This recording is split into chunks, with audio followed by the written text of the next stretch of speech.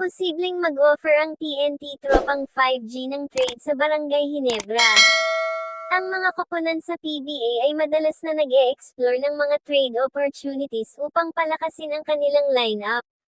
Kung ang TNT Tropang 5G ay nakikita ang isang pagkakataon na magpapalakas sa kanilang koponan sa pamamagitan ng pag-trade ng mga manlalaro sa Barangay Ginebra, posible na mag-offer sila ng isang trade deal.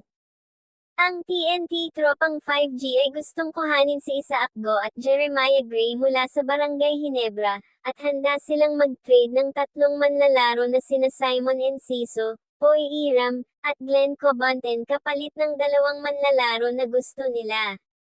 Ito ay isang interesanting trade offer, lalo na kung ang Barangay Ginebra ay nakikita ang isang pangangailangan na palakasin ang kanilang bench o magkaroon ng mga bagong elemento sa kanilang lineup. Samantala, ang TNT Tropang 5G ay nakikita ang isang pagkakataon na magpapalakas sa kanilang frontcourt at backcourt sa pamamagitan ng pagkuha kina Isaac Go at Jeremiah Gray.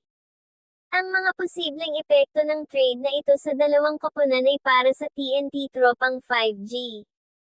Ang pagkuha kina Isaac Go at Jeremiah Gray ay isang pagkakataon para sa TNT Tropang 5G na magkaroon ng mas malakas na frontcourt. Si Isaac Go ay isang magandang defender, kaya ang pagkuha sa kanya ay isang pagkakataon para sa TNT Tropang 5G na magkaroon ng mas malakas na depensa.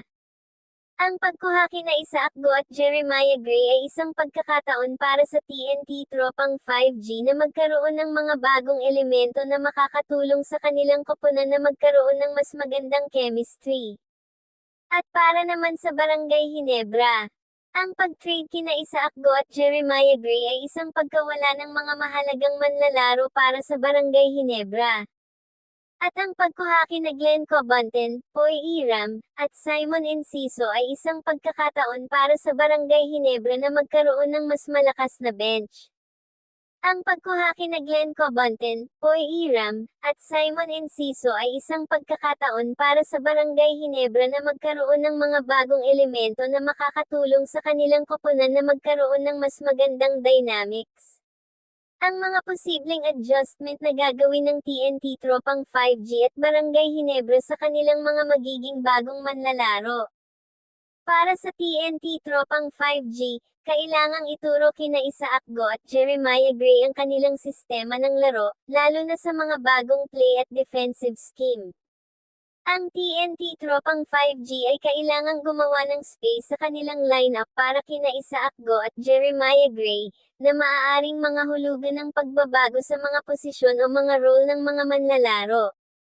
Ang TNT Tropang 5G ay kailangang tutukan ng mga kalakasan nina Isaac Go at Jeremiah Gray, tulad ng kanilang mga shooting o defensive skills. Para naman sa Barangay Ginebra, kailangang maturuan sina Glenn Cobanten, Poy Iram, at Simon Enciso ng kanilang sistema ng laro, lalo na sa mga bagong play at defensive scheme. Ang Barangay Ginebra ay kailangang gumawa ng role para kina Glenn Cobanten, Poy Iram, at Simon Enciso, na maaaring mga hulugan ng pagbabago sa mga posisyon o mga responsibilidad. Ang Barangay Ginebra ay kailangang pukusan ng kalakasan ni Glenn Cobanten, Poy Iram, at Simon Enciso, tulad ng kanilang mga shooting o defensive skills. Sa aking palagay, sa neutral na pananaw ang TNT Tropang 5G ang nakakuha ng advantage sa trade na ito, dahil nakakuha sila ng mga mahahalagang manlalaro tulad nina Isaac Go at Jeremiah Gray na magpapalakas sa kanilang frontcourt at magpapalakas sa kanila pagdating sa depensa. Samantala, ang Barangay Ginebra ay nakakuha naman ng manlalaro na sina Glenn Cobanten, Poy Iram, at Simon Enciso, na may mga potensyal, pero hindi gaanong kilala sa liga. Ang trade na ito ay isang magandang deal para sa TNT Tropang 5G.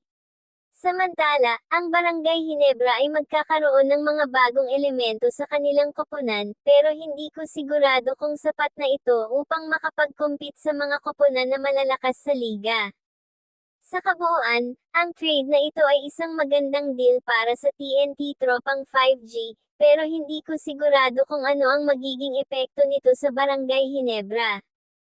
Kung ang TNT Tropang 5G ay nag-offer ng isang matibay na package, tulad ng mga draft picks o mga manlalaro na may potensyal, maaaring tatanggapin ni Coach Tim Conat ng Barangay Ginebra Management ang trade offer.